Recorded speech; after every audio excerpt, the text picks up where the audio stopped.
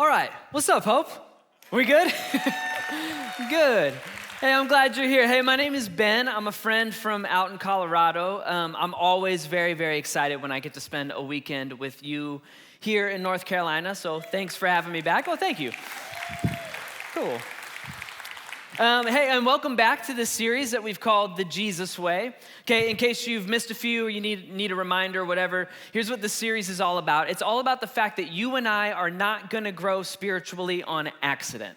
Okay, that's like never gonna happen. That's what this series is about. Don't get me wrong, if you've placed your faith in Jesus, you're going to heaven when you die. You don't have to worry about that. You're rescued, you've been saved. But if you want to enjoy the abundant life in the here and now that Jesus is always promising us, well, that is gonna take work. Right, that takes what we call spiritual discipline. It's practices, things that you can go do that lead to a more vibrant life and faith. I'm excited about what we're talking about today because I think it's super applicable to all of us living in 2024. That's because we're gonna talk about a promise that Jesus made us that I don't think we really see very often in our day-to-day lives. This promise is in Matthew chapter 11. Jesus says this. He says, "Come to me, all you who are weary and burdened, and I will give you rest." Okay, weary, burdened, those aren't words that we use to describe ourselves very often. Weary just means tired. Burden in this context, it means like the feeling that you've got so much to do and so little time to do it in, so that means busy. And so Jesus just promised us, he says, "Come to me, all you who are busy and tired, and I will give you rest." And of those three words, busy, tired, and rest, which words describe your life better? Right? Because if you're anything like me, your life can be described as busy and tired. Right? Low-key exhaustion all of the time.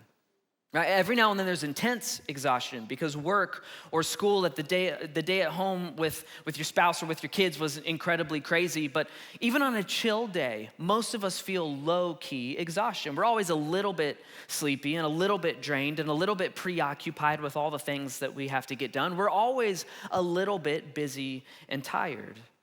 Right, and a result is a lot of us, we're barely making it through each day, right? Like, for example, a lot of us, we just look forward to the next vacation, right? We tell ourselves, like, I just need to make it a couple more weeks, and then I'm getting on a plane and I'm flying to Mexico and everything's gonna be all right, right? We tell ourselves, like, this vacation's gonna refuel me for another few months of work and being a husband or being a wife or being a parent or whatever. So we clock out on that last day of work. We go into vacation kind of like those people who finish Ironman races. I don't know if you've ever seen this, but like their bodies literally give out on them. So that's us going into vacation. We're like, it's like our legs quit and we've soiled ourselves, but we made it. We made it to vacation, And then what happens, right? You get a week to yourself and then you go back home, you go back to the office, and a week later, you're busy and tired again, right? So you circle the next vacation on the calendar and you tell yourself that you just got to make it to that. It's like we're constantly just trying to make it to these little finish lines that we set for ourselves. Just got to make it to 5 o'clock. I just got to make it to the weekend or to vacation or to graduation or to retirement. Like we're white knuckling every minute of our lives, but then Jesus said that he came to give us rest. It's just that we very rarely feel rested. So why is that? Why do so many of us feel so busy and tired all the time? Well, I think there's probably a million reasons for this, right? Like one of them is like you got to eat to live and you got to make money to eat, and so you've got to work to make money, and a lot of times work is just very exhausting. Or, for a lot of us, it's like we work at work, we also work when we're home, right? Because the house needs cleaned and the yard needs mowed and your daughter has to get to volleyball practice and your son has his head stuck in the doggy door. It's like all the normal tasks that you got to do. So work is exhausting and home is exhausting. Right? Like normal life trends towards being busy and tiring to begin with, but then for the last 15 to 20 years, you and I get to enjoy a historically new cherry on the top when it comes to exhaustion, and the cherry on the top is our smartphones.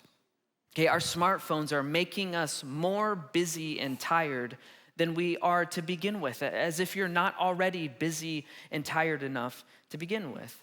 And it's mainly because these things are distracting. Okay, you have the infinite world of the internet in your pocket all of the time. right? Endless entertainment and information and communication.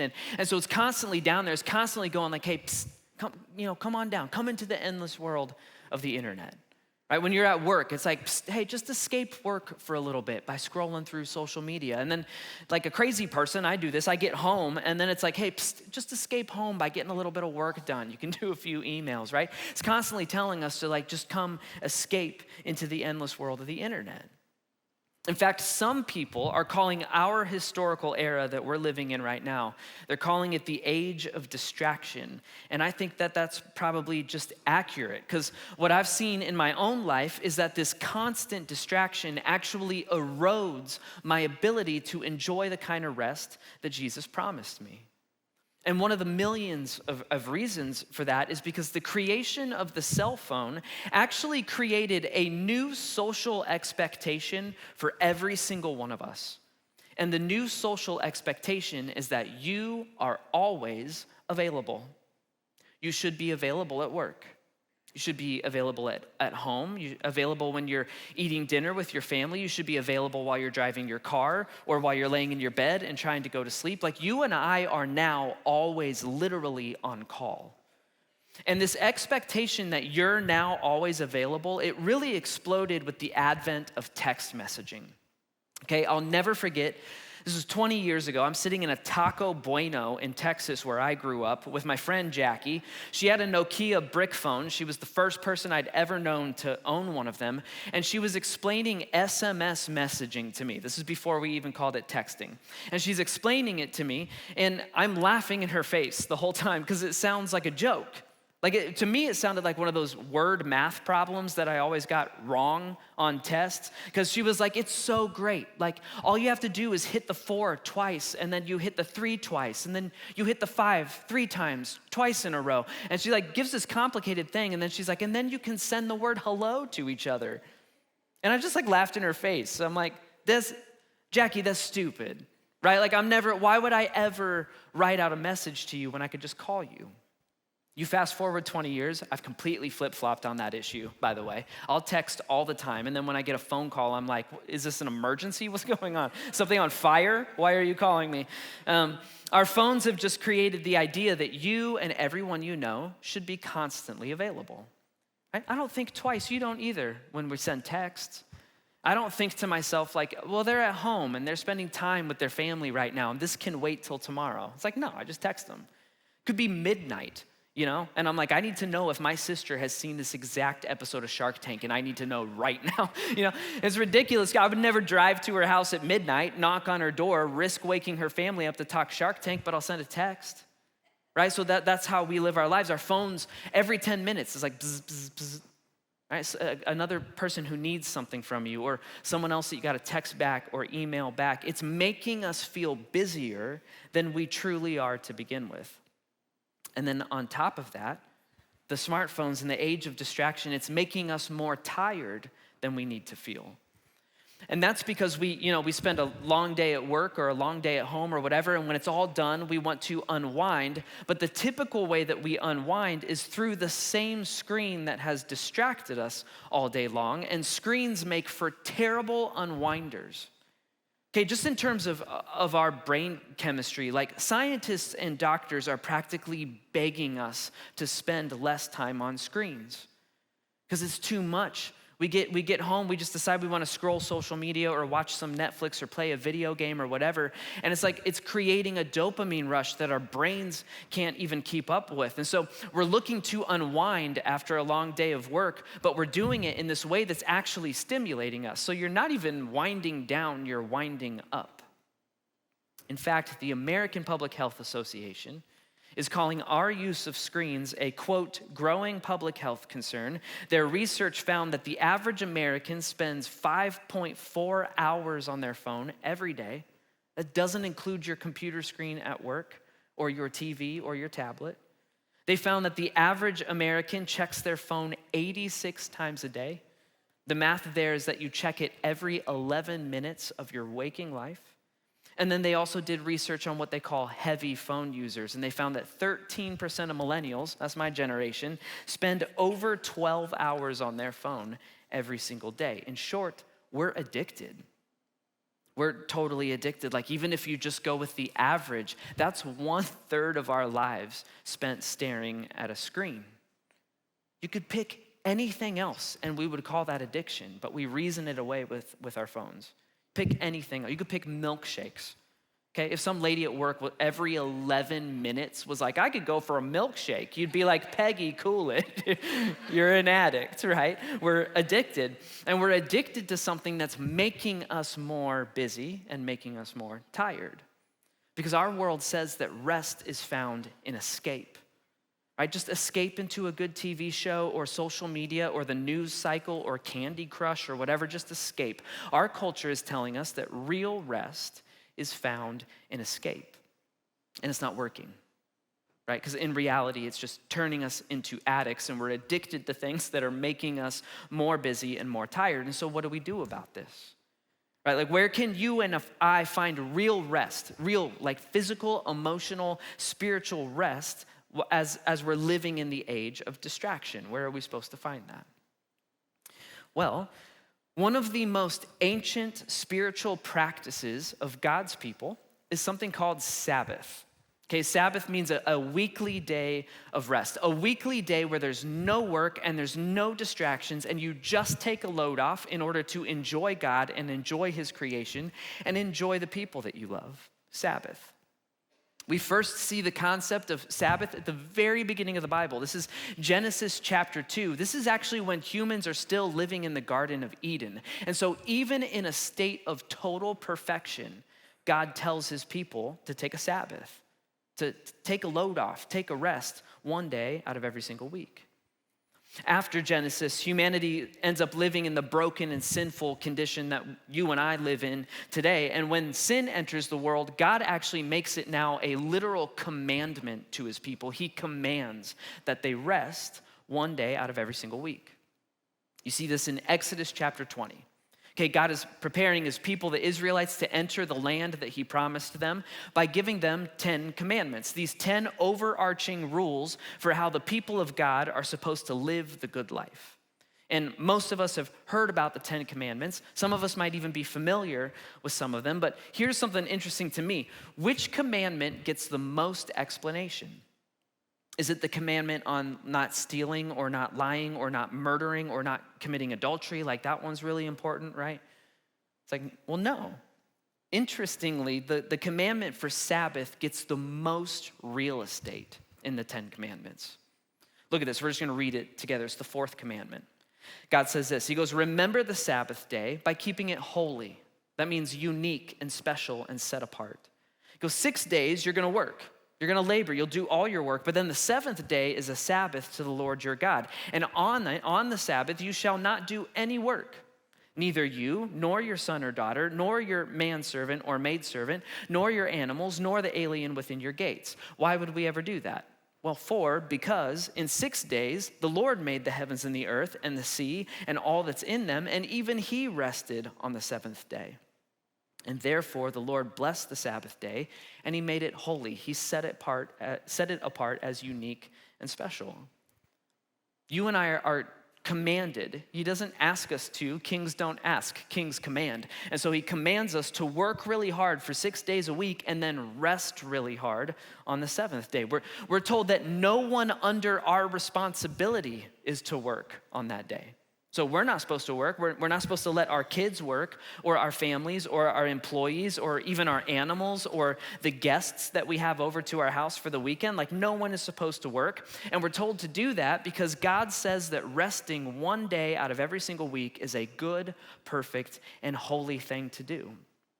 And we get so much explanation around that commandment in the 10 commandments. Like just for point of comparison, the commandment on murder is 4 words.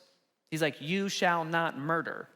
God's like, don't kill people, good talk. Now let's talk about the Sabbath, right? And one of the reasons I think he gives us so much like context around the Sabbath is because I think God knew that this would be the commandment we would be most tempted to break all of the time.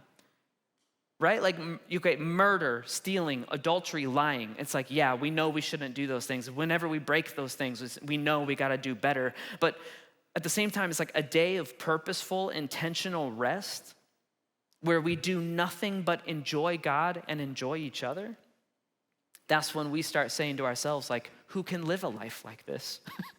Right? We start telling ourselves, like, who has time for this? There's things to do.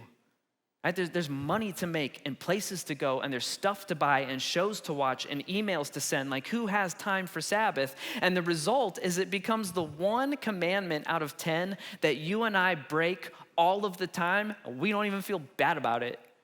Like, we don't even realize that we're doing it. We don't think twice. You fast forward from Exodus when God gives those 10 commandments. You fast forward to when Jesus is physically walking around this planet 2,000 years ago. Okay, by that time, the Jewish people had taken the Sabbath and they turned it into a legalistic thing. Right? They made laundry lists of rules and regulations for what you can and can't do on a Sabbath. There's actually literally an old rule for which kinds of bushes you can and cannot trim. Like, they created all these rules. They made it legalistic. And so Sabbath became less about a holy, perfect day of rest, and it became more about a legalistic rule to follow so that you could earn your way into heaven. And so now Jesus is walking around planet Earth, and he's making the Pharisees, the people who taught laws like the law of Sabbath, he's making these Pharisees mad all of the time because he's constantly breaking their Sabbath rules. To be clear, he never breaks any of God's rules around Sabbath. Okay, he's not working. He's not out earning a paycheck. Instead, on the Sabbath, he's healing people. And this makes the Pharisees mad because he's doing these healing miracles, and they look at him, they're like, Jesus, that's work. And so how can you be the Son of God like you claim to be if you break your own rules? Like, they thought they caught him in a contradiction. But what I think is so cool is I think Jesus is trying to teach us something by the kinds of miracles that he performed on Sabbath. Because you go read all 4 of his biographies in the Bible, and Jesus performs 7 miracles on a Sabbath, and all 7 of them are healings. Okay? He's not walking on water. He's not multiplying loaves of bread and fishes. He's healing people. He heals a crippled man and a possessed man, Peter's mother-in-law, a man with a deformed hand, a blind man, a crippled woman, and a man with a chronic disease. 100% of Jesus' Sabbath miracles are healings. And here's what I think he's trying to teach us through his actions. He's saying that the Sabbath, a weekly day of rest, isn't about rule following or earning God's favor by jumping through hoops. Instead, Sabbath is about healing. Like, the thing about Sabbath that is good and perfect and holy is that God somehow uses this one day a week to heal us from the constant distraction, the constant demand of your time and your attention and your ability, the constant sense of hurry and busyness and all the exhaustion that comes with it. Like, Sabbath is about healing from those things one day out of every single week. In fact, one time, the Pharisees, they get mad at Jesus for healing someone on the Sabbath, and Jesus finally turns to him and he goes, guys, the Sabbath was made for you, not the other way around. He goes, listen, God didn't create you to see if you could, keep Sabbath. It's not about rule following. God made Sabbath for you. It's a gift for you to have one day out of every single week that's about healing, because Sabbath is about healing. And so then the question becomes, for me at least, well, how? Okay, how might Sabbath be a healing thing in my life?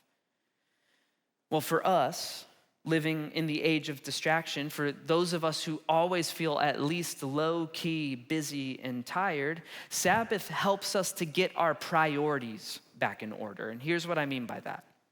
Okay, the first question and answer, the very first question and answer in the Westminster Shorter Catechism, it's like a handbook on all things theology. The first Q&A, I love it so much, goes like this. Question: what is the chief end of man? In other words, what is the ultimate purpose of being a human being? And the answer is to glorify God and to enjoy him forever. What is the chief end of man? What is the ultimate purpose of you being a human being? Is it to get a lot of work done? Is your purpose to become the most like efficient and disciplined person you know? Is your job to make a name for yourself, to go and earn the next paycheck and climb the next rung on the corporate ladder so that you can be a person who's important? Is your job to be respected by respectable people? You could go down the list. No, what is your job? What is the ultimate purpose of being a human being? It's to glorify God and to enjoy him forever. And Sabbath, a weekly day of rest, is all about enjoying God by enjoying his creation. Sabbath is like one day a week, once a week, to just try to make the number one thing again. Because the number one thing is that you glorify God and enjoy him forever. There's that phrase, for the love of God, that's like in our cultural vocabulary, right? Almost always followed by something passive aggressive, right? For the love of God, would you do the dishes or something like that? And that's wrong and manipulative, I know that. I think it's totally theological to say, for the love of God, enjoy your life. What I mean is enjoy your life and make your enjoyment of life one of the ways that you show love to and worship your God. For the love of God, for the sake of loving God, enjoy your life. Even if, especially if, you would say that your life is nothing but busy and tiring right now. I mean, Sabbath, it's about having one day out of every single week to enjoy what God has given you. It's about cultivating an attitude in your heart and your mind of gratitude towards God and what he's given you. He gave this to you as a gift. That's what Jesus said. This was made for you. Why? Because God's not dumb. And he knows that real life gets really hard. And he knows that we would get burned out and we would spin out. And so at the very beginning of time, in Genesis chapter 2, the very first spiritual discipline that God gave us is Sabbath, a weekly opportunity to do nothing but enjoy him by enjoying his creation. And so for the love of God, enjoy your life. What do I mean by that? For the love of God, once a week, stop. Stop it. Stop working. Stop the madness. Stop the craziness. Put away the to-do list. Don't check your email. Don't coach the team. Don't play the sport. Don't do the laundry. Don't do the dishes. Don't mow the yard. Those things can wait until tomorrow. For the love of God, as a way of showing love to God, once a week, take a break. Stop. For the love of God, go on a walk. You live in a beautiful place, right? And you'd be surprised how clearly you can hear from God when you're just alone, surrounded by the towering trees of North Carolina. For the love of God, take a walk. For the love of God, have a really good laugh with your kids, right? Like, let's face it, when they grow up, they're not going to measure us by how hard we worked or how much money we made or how respected we were by other people. They're just gonna measure us by how much time we spent with them. For the love of God, spend some good time with them. Even dumb little stuff. For the love of God, eat a donut. They're delicious. That's like, I mean that. Like, this is one of the ways you can love and worship your God. You eat a donut, and then afterwards you say, God, thank you for Dunkin' Donuts. You're amazing, right? That's just Sabbath. That's what Sabbath is. God wants you to enjoy your life. Why? Because he's good. He's a really, really good father. Well, but Ben, I thought he wanted me to feel guilty and sorry all the time. Like, no. I don't know where we got that, but a lot of us got that. No, that's not at all the point of our life. Jesus buried your guilt and shame. And you can go check that big book called the Bible. Not one verse in there asking you to dig that stuff back up. You go, oh, but I thought he wanted me to change my life and obey him all the time. Yeah. Yeah, absolutely. But not because he's out to ruin your fun. Instead, because he's good. And he wants you to enjoy your life. He made your life. He knows how it works best. His rules and his laws and his commandments, they're the map. They are the highway toward a better, more fulfilling, more abundant life. That's why he wants you to obey him. God wants you to glorify him by enjoying him. And Sabbath is a weekly chance to remember and prioritize that, to try to make the ultimate thing ultimate again. And so, for the love of God, enjoy your life.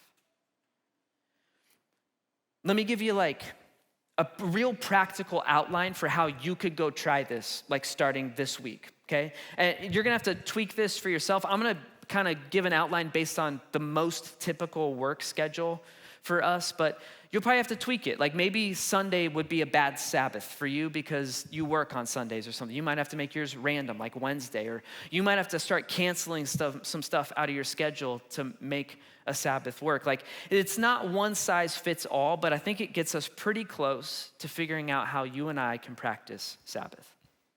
Here's what it looks like. So 5 days out of a week, let's say Monday through Friday, these are days of work. Monday through Friday, days of work, okay? If you have a job, you're working really hard. You're doing a really good job of your job. You're out there earning your paycheck.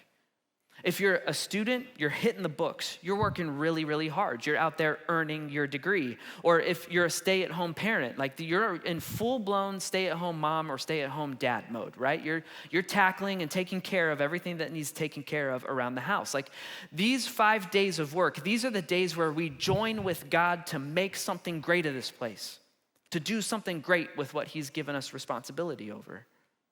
And so for 5 days a week, get to work. And then 6th day, Saturday, becomes a day of prep. Okay, this is actually based on something called the Day of Preparation that you see in the Bible. The Jewish people would have these like massive celebratory feasts and festivals all throughout the year. But the day before these feasts, they would have what they called the Day of Preparation. On this day, they got everything ready. Okay, they cooked all the food for tomorrow. They put up all the decorations. They worked, not for a paycheck, but they worked really, really hard so that tomorrow they can do nothing but party. Here's what a day of prep might look like for some of us. Okay, Saturday, day of prep, we're doing all the laundry.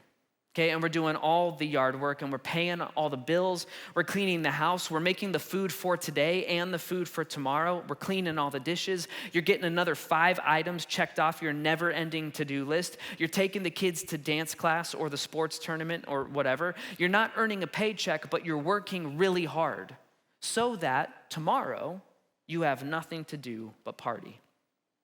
And then Sunday, Sabbath. Sunday is your day of rest. The house is clean, right? The yard is mowed. The bills are paid. Your schedule is empty. What do you enjoy the most? For the love of God, go and enjoy it. If you're an introvert like me, this is your day to just like read a good book and spend time with your family. If you're an extrovert, this is your day to invite everyone to a party that you planned and prepped the day before. For the love of God, throw an awesome party. Right? If you're on a diet, then and it won't risk derailing you, like this is your off day, right? Go eat a hot and spicy Cheez-It. They're fantastic. You've earned it. Okay? If you're a student, like if you took it seriously, then 6 days you've been working really hard. You're as studied up as you're ever gonna get. Get your nose out of the book. Go do something fun. Go spend time with your friends. What do you enjoy the most? For the love of God, go do it. My family, we have seasons like everyone else. We have seasons where we are really good and very intentional about Sabbath, and then seasons where we're not good and we're like, we need to do that again. When we're at our peak and doing our best, my family has 3 rules for Sabbath. They're very simple. The first one is, whatever we do, we must do it together. That's the first thing. So this isn't the day for my daughter Emery to go to a slumber party. No, we got to be together. Right? The second rule is whatever we do, it must be restful and bring us joy. Right? So if I remember something I forgot to do, I just write it on a notepad. I'll get to it tomorrow, but not today. And then the third rule is we put our phones down. Got enough of that in our lives. So 1 day a week, we don't even touch them. I'm just not going to reply to you. I'm sorry. We'll get back to you tomorrow. And those 3 Sabbath rules, they're pretty simple, but they've led to some pretty amazing days for me and my family. It's not ever gonna go perfectly, of course, but the goal is to, at the end of Sunday night or whatever your day of rest ends up being, the goal is that you get into bed and you pray and you go, God, thank you for a really good day. Thank you for what you've created for me. Thank you for the people that you've given me. Thank you for the blessings that you've given me. Thank you for being really good. What is that? That's called glorifying God by enjoying him. And it just so happens to be the ultimate purpose of you existing. Yes, we're crazy busy and crazy tired and crazy distracted. And so is it possible that God had a good idea when he said, once a week, stop it?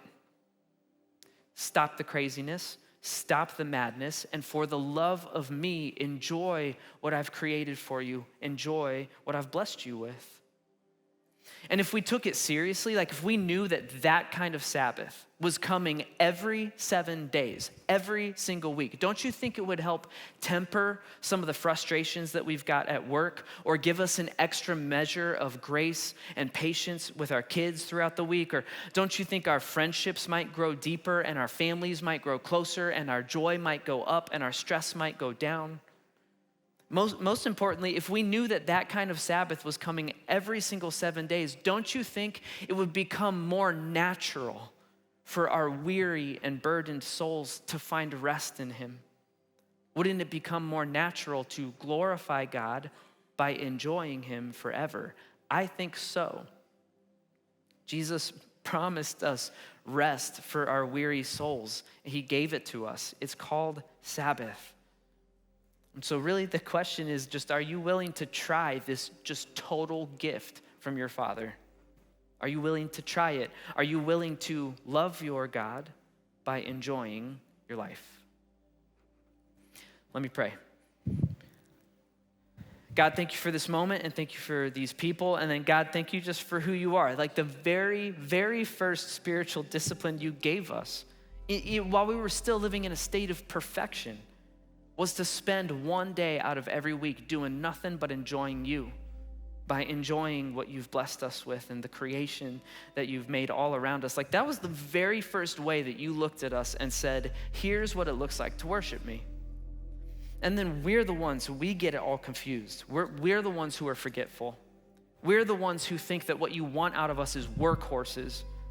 We're the ones who think that we've just got to achieve and achieve and achieve. We're the ones who think that what you want from us is a checklist, a spiritual checklist of things that we just constantly have to be working better on. And there's a right time and a right place for feeling convicted, for looking at ourselves in the mirror and saying, I've got to change some stuff. But there's 1 day a week, every single week, where you said, just stop and enjoy me by enjoying what I've given you.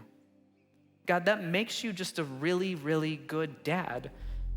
You say that this is how we glorify you. And like, I'm a father, I've got 3 kids. I love nothing more than when one of my children at dinner says, I want to sit by you tonight, Dad. Like, that's basically all you're asking of us. 1 day out of every single week, come and enjoy me. Enjoy my presence by enjoying the blessings I've given you. God, help us to practice this.